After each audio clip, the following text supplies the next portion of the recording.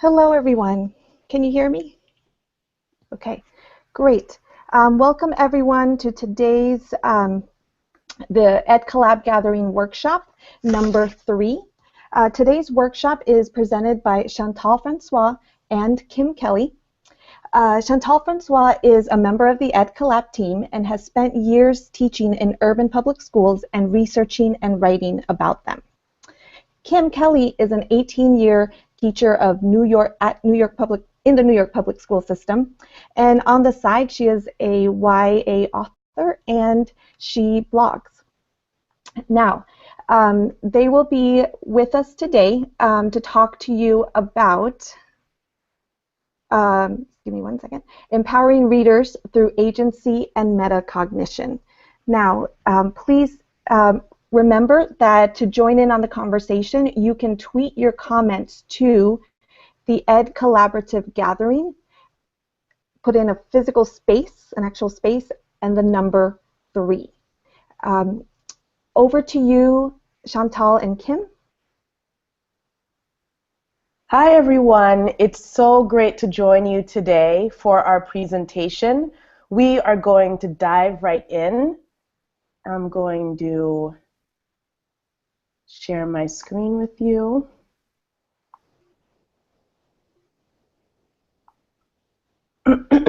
So Kim and I have worked together for several years at Eastside Community High School. It's a small public school in New York City in Manhattan. I work as the school's literacy coach there, and Kim is an 11th and 12th grade English teacher there. So for the first little bit, I'll frame the talk explaining our ideas about metacognition. And next, Kim and I will discuss ways to support students to be more metacognitive in our classes. So I want to just share with you a couple of, and also, if you have, just like Vivian just mentioned, if you have any comments that you'd like to share with us, any questions that you have, we would absolutely love to hear from you. You can tweet us at these two, at the hashtag above here on this slide, or you can also tweet me at my particular handle as well, and we'll see if we can take some of your questions as well. So I'd like to just talk to you first, thinking about a little bit of metacognition. You know what, I'm going to also see if I can just wave and say hi to you as well. So that we have a common language for discussing what Kim and I mean when we're talking about metacognition today, I think this definition is going to be useful for our talk. It is the ability to monitor one's current state of learning. So really anything that we can think about to understand one's cognitive process. And I want to talk to you a little bit about why should we engage in doing the work of supporting students around metacognition. As someone who spent a lot of time teaching, observing classrooms, and working with teachers, I find that we spend so much time thinking about what we're going to teach and what our lesson is going to look like and its own execution, often at the expense of how we're going to hold students accountable for their learning and for their own execution of the skills and strategies during their own learning process. And it was actually Chris Lehman, our dear colleague, who illuminated this problem to me a few years ago when he said something that was really eye-opening. He suggested that the mini lesson, of course, is important, but the most important time during our lesson is really kids' independent practice, when we are engaging in the small group work and conferring to enhance their learning. So what I want us to be thinking about for today's workshop is, what are ways that we can hold students accountable for drawing on a repertoire of skills and strategies, the ones that you'll teach not just today, but also across the week, across a unit, and also across the year. So how do we apply this definition of metacognition, this monitoring of one's own understanding, to the teaching of literature and reading? Well, we want our students to have control of their reading, past, present, and future. This is about students' knowledge of strategies, the control of their own actions, and their reasons why they read, their purposes for reading as well. We want to put students' minds in charge of the decisions that they will make every day and every moment as they're reading so that they can execute and employ those skills and strategies effectively.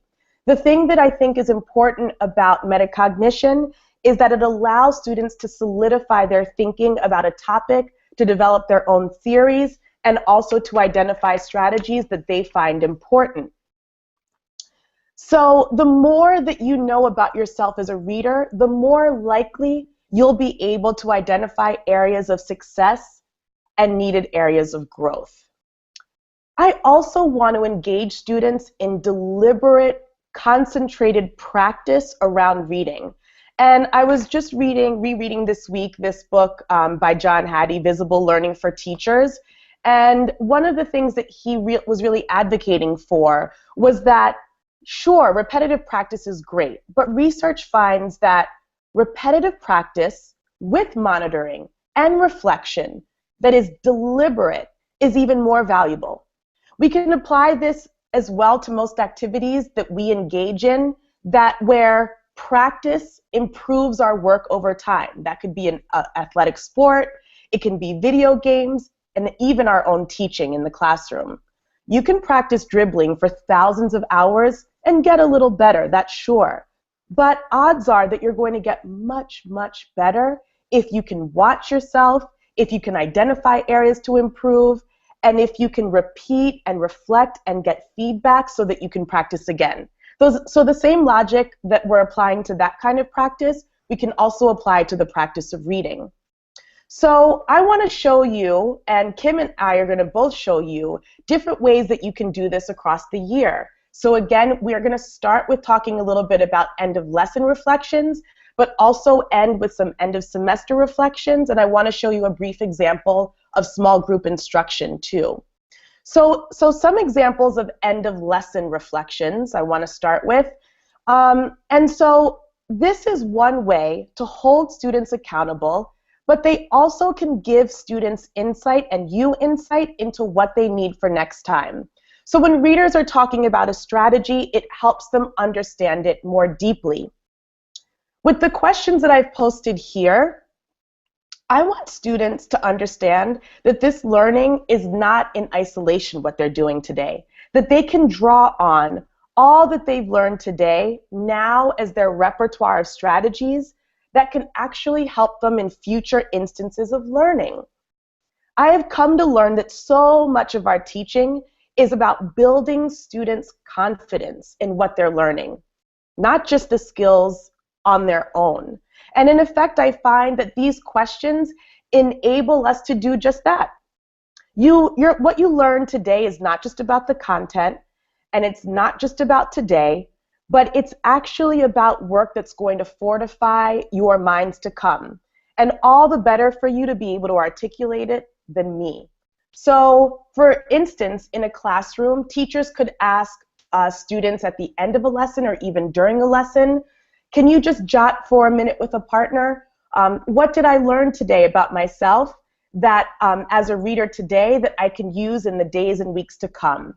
Or in what other situations can I use this strategy? Or students can reflect with a partner. What do I understand about myself as a reader now that I didn't understand before?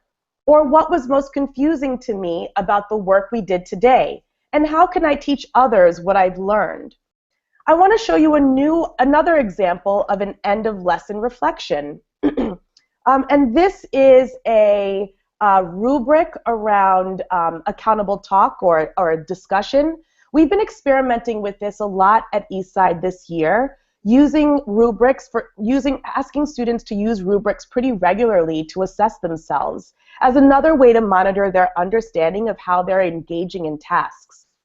So periodically throughout units that feature whole class texts, students engage in discussions where they develop ideas about the characters, themes, authors' messages, and dialogue with one another. A format like this takes practice, but I found that it's a powerful way for students to demonstrate their understanding of the literature across the unit and a great way for them to prepare for their literary essays.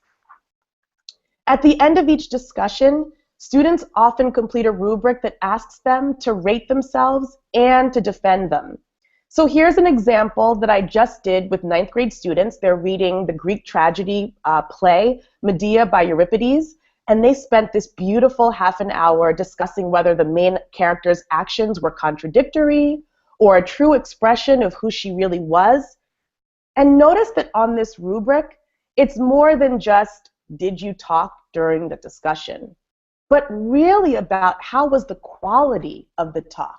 So I see things in the exceeds box that says things like recognizes when to step up or step back, elevates discussion by synthesizing several peers' ideas, and so on. And so at the end of this, the students had a little time to rate themselves and write a little bit about why they rated themselves the way they did.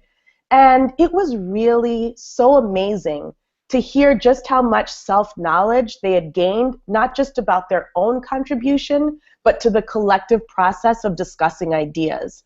Something that they've been working on a lot had been about avoiding repetitive ideas, and they were able to talk about the nuance that they were able to raise this time in their discussion, bringing in multiple forms of evidence to be able to generate new learning. So again, thinking about this idea that metacognition is a way to monitor one's current state of learning, the students are actively engaged in this process, both individually and also together, to be able to negotiate their learning and to name what they know. So I'm going to also share with you an example of how this might go at the end of a unit as well. This is actually more of a writing example. I taught 10th grade English last year, and we taught an editorial unit where students had to develop their position on a social issue of their choice and write an original piece that drew from a range of evidence. So we looked at models and we focused on organization. Students did research, and they also focused on elements of craft as well. And each of these elements also appeared on the rubric that we used. So it's true, students could have just handed in the final draft of their editorials, and that would have been the end of the unit. But before they did, I asked them to reflect on the strategies that they had used that improved their draft, from the rough to the final drafts. And the reflection just asks a few very straightforward questions. Of all the things that you learned, choose a strategy that you think you were able to own really well. Discuss an example of the strategy in the editorial. How did you use it in your draft? And also talk a little bit about why an editorial writer might want to include this strategy in their writer, what effect might it have on readers, and how might you use this feature in editorial writing pieces in the future. So again, thinking back to our definition of metacognition being the ability to monitor one's current state of learning, that this was powerful because it allowed students to solidify all they had learned in the unit, to be able to name them, and also to be able to gain control and awareness of their own process, which I believe fortifies their thinking as readers and writers. So I'm going to continue and share another idea that we have also worked on for several years at Eastside. And maybe I'll actually pause right now. I don't know, Vivian, if there are any comments or questions that people have so far.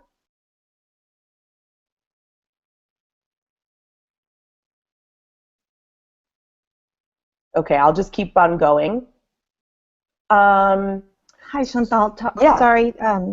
Just wanted to clarify that we need to update the hashtag. It is actually the Ed Collab Gathering Space 3. Hashtag the Ed Collab Gathering Space 3. And you'll notice I shared that with you in my group chat. And so right now I do not have any questions. But okay, perfect. Thank you. So you can use that hashtag. If you have any questions or comments, please feel free to share. So another example that I'd love to share with you is the work that we do with students to reflect about their learning at the end of every semester at our school. So the students must actually spend time to defend their learning in every content area in grades 6 to 12 in front of small groups of students, other Eastside teachers, and outside guests. The entire experience is really an exercise in metacognition. During the roundtable, students present a letter reflecting on their learning in class, and they typically perform an on-demand task in line with the skills and strategies that they were expected to learn across the semester. They also have to answer questions from the small group. So I want to share with you one example from a 10th grade student who was reflecting in his letter, and it actually is called a cover letter at Eastside. So this is the beginning of his letter, and I'm just gonna focus on the last part of the letter because of some of the things that he said that particularly stood out to me. And so he writes, in English this semester, we wrote and read a lot of things that need to be changed, about a lot of things that need to be changed. We read about books whose authors nurtured and tortured their characters in order to show something wrong and dark and terrible. We wrote speeches about what mattered to us and about what we want to stop or change or improve it. We learned about master narratives and their invisible, unquestioned hold on society. We learned that things have gotten better, but they aren't good yet. We aren't done yet. We learned that there is still more work to do, and that work is what mattered most to be in English this semester. That idea that I was talking, walking, breathing hope. So this student here is able to do a lot around metacognition. We see evidence of a mind at work here, of trying to look back at what he's learned in the semester to really shape his identity as an English student, as a reader, as a writer, as a person who delivers speeches. This student shows some awareness of what he's gained in ways that seem lifelong and not fleeting, which I find really powerful. So finally, I want to share with you a video of a few students exercising their metacognitive awareness as well. I came across an article this week about metacognition that suggested that inviting students to teach what they are learning enables them to synthesize and solidify their thinking and has a valuable impact on their metacognition and overall learning process. I worked with a couple of teachers, this time at a different school, to conduct a 7th grade small group where the student Mariah was the teacher, and she had already demonstrated that she could navigate a nonfiction passage well, and we wanted her to demonstrate how to do that in front of 3 of her peers. So I'm going to take out my headphones here. And the volume is a little low, but there are subtitles, so you can watch that. It's about, I think about 4 minutes we're going to watch. And then I'll talk about that in a little bit. So I see this chunk, I read it, and it talks about Richard Nixon and how he was president in November 1960, and his plan for ending the war was not actually winning it. So that makes me think that this is the arc they're reading by not winning the war. So I read further on to the plan, which it talks about in the intro, and so I read furthermore, and it said that South Vietnamese armies would take over most of the fighting, and the U.S. troops would be, the Vietnam army would be trained by the U.S. troops. So it made me think that the author's perspective is that the U.S. troops won't be winning the war, but instead the troops of Vietnam will win the war. I definitely think you very much. I think that you have a good idea so far about the first part, and you're doing good because I like how when she read that, you know, you got a sense of idea, and when she went to that, since you know it's in the same place, you know about like what the author is thinking, and that's why. And I think that if you was to go furthermore and keep doing that for each section, then you never know. You read it over, you build up one whole big thing. You just have a whole, you know, big perspective about what the author is thinking and overall. Because since it's on one whole topic, you're gonna have either a bigger idea than what you're thinking so far. So I think you're in good shape. I think I can do. Well, I say that you did really good, and well, since you did really good, I guess it's just me that I can't really process the information. I still don't really get how like the part of text really relate to the authors, but I feel like how you explained it, it would really teach me how with the whole paragraph and stuff. I think you did really good, and like what Joel saying, like and like what Naomi was saying, like you could move on a little bit, so like you could get more information about what the author is thinking about the story. So I think yeah, I'm processing it a little bit, but you did good. Thank you. Yes. Is there anything Mariah did that you guys are going to try out when you go back to reading your articles? Yes. I like how when she read the first part, like since she read the first part, she started her thinking off right there. But when she moved on to the next part, and she built up one whole thinking, that's what I'm gonna try to do. But I'm also go further more into the story and Great. take up one big perspective. So she's building her ideas across sections. That's what I'm hearing you say. That's great. I think like I'm gonna say that I'm really sad because I'm gonna try to do the same thing because like it's a hard job and like she was giving her suggestions to move on and read on to read more about the article. So I think I'm gonna try that out soon. Great. Joelle, was there anything different you saw Mariah do that you're going to try out? Something different that I saw Mariah do was how choose two paragraphs and compare them to figure out the author's perspective. So insightful. Okay.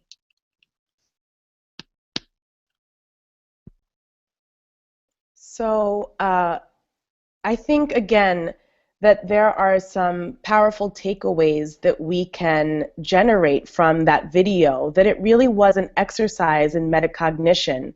We understand and recognize the power of modeling for students, our own thinking process, but I also think that sharing that with students who are able to demonstrate that learning, legitimizes all of the work that they have been doing as learners in the classroom. Another huge thing for me here was that we asked students, well, I think one funny thing was that they had just had a lesson on using transition words, so they continued to use furthermore throughout the entire conversation. But also that we asked the students to give Mariah feedback on the lesson as well, and that we asked them to name the strategies that they could use now in their own reading. So we hope that this process of asking students to be able to teach their own thinking and their own ideas is elevating their own learning experience. And Kim is going to take the time now with us to explore that idea more in depth. And I'll just pause here really quickly one more time. Vivian, are there any questions that people have or comments or anything like that to share? Hi there, Chantal. I have a tweet from Sarah Ahmed. She says, love seeing focus on secondary students and their work. Go Chantal and Kim. Thank you. Yes. At this time, that is the tweet I have to share. Okay, great. So we're going to move on to Kim now. Hello. All right. Hi. All right.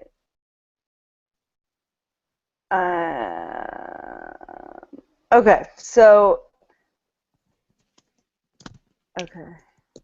I am still seeing Chantal's screen. Is that what I should be seeing? Oh. There we go. Oh, I don't know. Anyway, as long as you see me, I guess that's all that matters. So I'm going to talk about my AP Literature class this year, and this is a group of 12th grade students. It's a group of young men and women who are very interested in using literature as a vehicle through which to examine their own selves, identities, and their place in the world. Many of them this year have had transformative experiences while reading the text that we've studied, which got me thinking about their thinking and how to best help them make these connections stronger and more valuable. About midway through the first semester, I had the students develop their own essential questions as a lens through which they would study the text. That was very successful as the students worked in small groups discussing how their essential question related to the different texts, sometimes adapting their questions along the way so it would more connected with the literature. Then at the beginning, between the two semesters, we have the short break where they do the roundtables that Chantal had mentioned. Half the class was given Metamorphosis to read, and the other half the class was given Chronicle of a Death Foretold to read. And they came back on the first day of the second semester and met in their groups, and they created 3 essential questions which they gave to the other group along with a new book. So they basically designed the inquiry questions for the other group to read the book they had just finished. And then we all came together a week later and had a Socratic seminar discussing the 2 books and the questions that they had come up with. So the second semester really started off with student-driven thinking and inquiry. And then the next unit, which we just wrapped up, was a short story unit focused on examining how different authors present the human condition. And what I did in this unit is I partnered up 2 students with each text. So the whole class was reading the same text for each day, but 2 students were responsible for the actual teaching of the lesson. So for the 2-week study, each day, 2 different students were teaching. They had to create the lesson, and I sat back and was a student. So what I'm going to do now is show you 3 different chunks of lessons, and then we're going to watch a video where the students talk about the process of being teachers and students sort of simultaneously. So I'm going to screen share real quickly.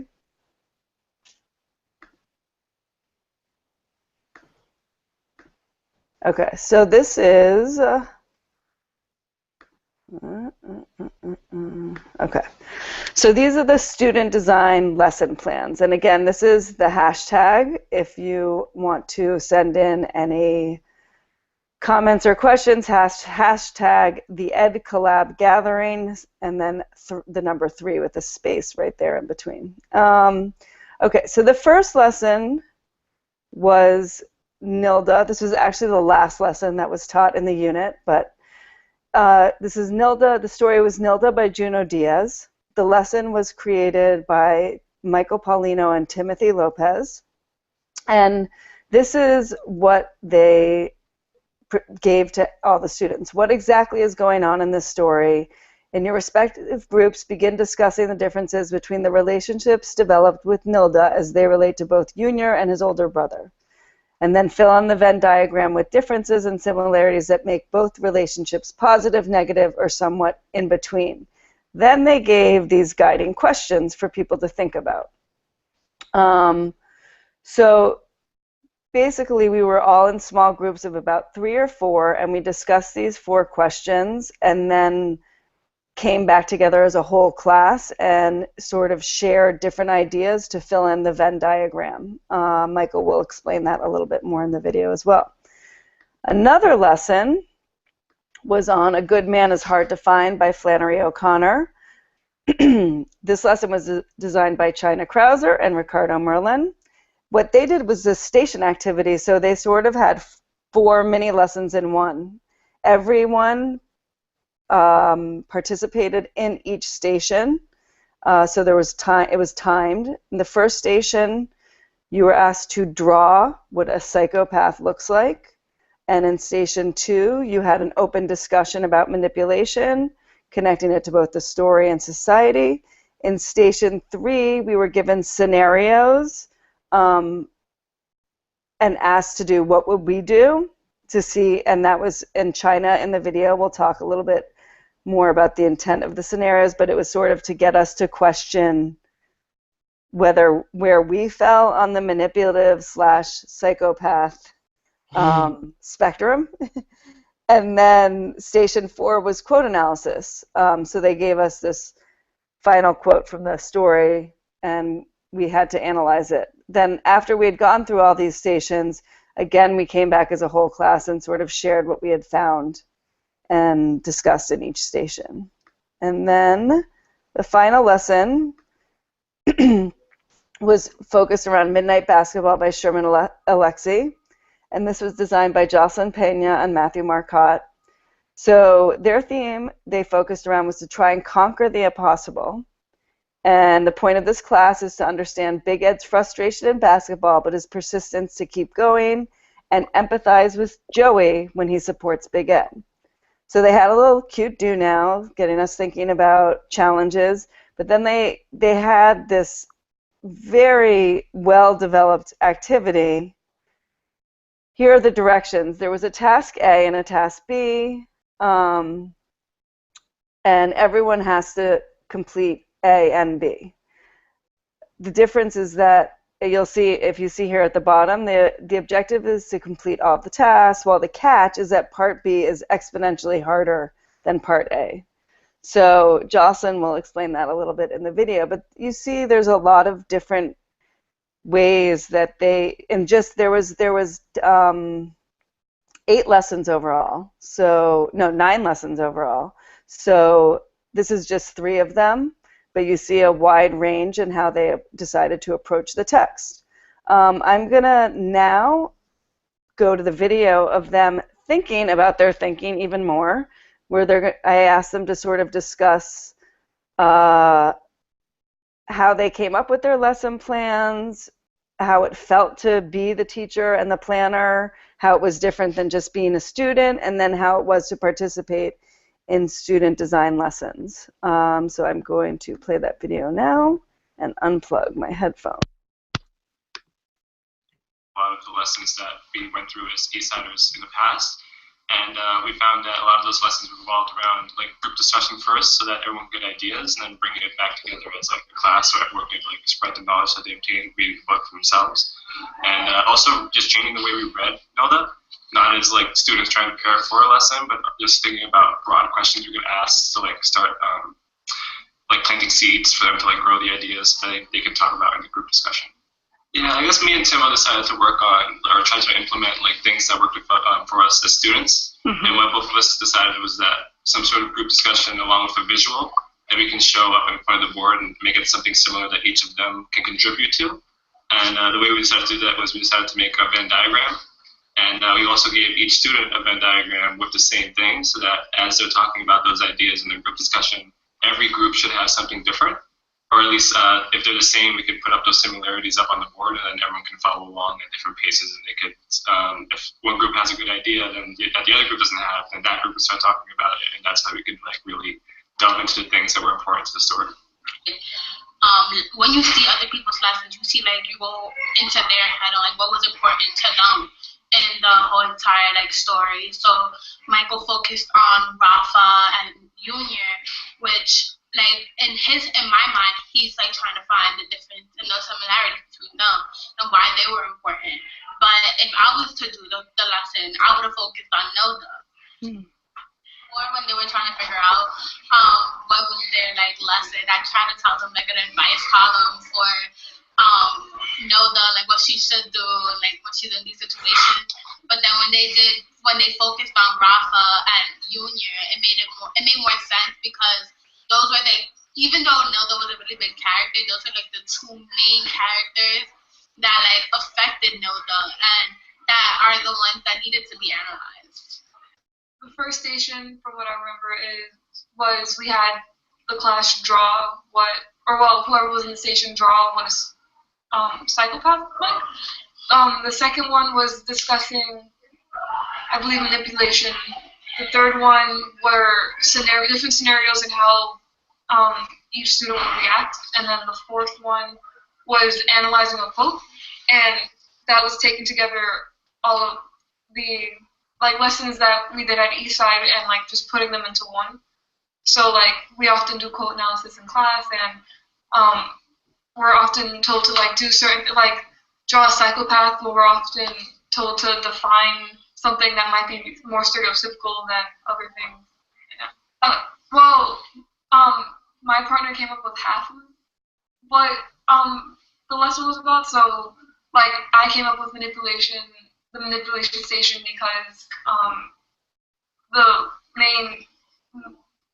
main attribute to the old lady was manipulation, and how she kept trying to say, you wouldn't kill an old lady, would you? And she just kept trying to stay alive because of that. And the quote analysis at the end where I forgot what the psychopath said, but I thought of that, and I was just well, this could be powerful, but how would other people interpret this? Because I interpret it one way, let's see if someone else did it a different way. To say that it's also kind of when you're reading the story, knowing that you have to teach a lesson in the next day or the next 2 days, it's you try to be one step ahead of the story, so you see something wait, can I make a lesson out of this? And then you keep going, and it's just but wait, is this part more important than this part? Should I make a lesson about this part, or should I stick with the one from before? And then it's well, what kind of lesson can we wrap around that? Should I with the station, that was because there were 4 different stations, I was able to pick 4 different parts or 4 different aspects. But if it was someone that was just doing a lesson on just manipulation, they would probably have done it a different way. So with my lesson, I learned from the students, which is probably which is definitely a major part of teaching, because people said different things and all these different intellectual ideas, and you're just wow, I didn't even think of that, and I'm teaching you something, and you just blew my mind with this thing that I've never even imagined, or something like that. The way I constructed my lesson was to find something that was engaging, that was fun, but also knowledgeable and educational. I focused mainly on the big lesson in Midnight Basketball. It involved a lot of teamwork, and in order to move on to the next stage, each team had to show moral support and continue to show support to fit the role of what Big Ed and Joey did in Midnight Basketball. Okay, good. Big thing I took away about it was that there's so many different methods to teach the same kind of thing. So each of us more or less decided to do different things in order to try to get our message or our point across to the people we were teaching. So most of us chose either videos, or some of us chose group discussions, or Jocelyn went into a whole carnival event. But each of those ways, even though they were so different, they always ended up getting the message across, and they always ended up trying to make us to think about the story and actually break it down into parts that we can actually analyze and stuff.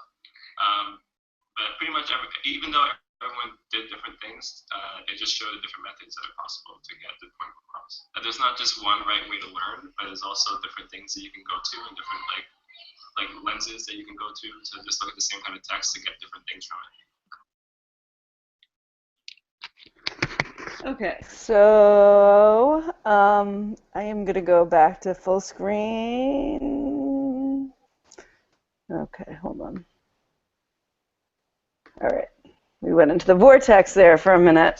So yeah, the video I think sort of speaks volumes about where our students get by 12th grade in terms of metacognition, and them thinking at the end. One of the prompts I gave them was how prepared do you feel to how well do you know yourself as a learner? Because these students are all going off to college in a few months, and I want them to be instilled with the confidence that they know what they need to do to successfully make sense of a text. And I think that they were able to really exhibit that in the video. So I know that we have just a few minutes, so if there are any questions or if Chantal wants to add anything before we wrap up. Wait. You just muted yourself, Chantal. Oh, technology. Vivian, have any questions come in or anything? I do have, excuse me, a question from Anna Osborne. She says, love the idea of round tables where students defend learning for semester, organized through certain classes, question mark? Yes, yes. So the roundtables are organized by each teacher. So at the, if you're taking U.S. history, dramatic literature, biology, and Algebra 2, you're going to have a roundtable at the end of each semester in all 4 of those classes. So during the week that most New York City school students are taking standardized tests, our students are participating in these roundtables in every class, and different teachers format them in different ways. The math department tends to format it in a very particular way, but in the English classes you'll see a wide variety that includes the reflective cover letter and then some sort of on-demand activity depending on the content of the class, question and answering, showing of work, and sort of defending what they've learned. I think Anna also mentioned it would be great to be able to witness a single student's roundtable discussion in both the fall and the spring. And yeah, it's been really powerful to be able to witness their growth from January to June, and even really across the years, to be able to track students' progress in that way as well. So you're right, definitely a powerful opportunity for that.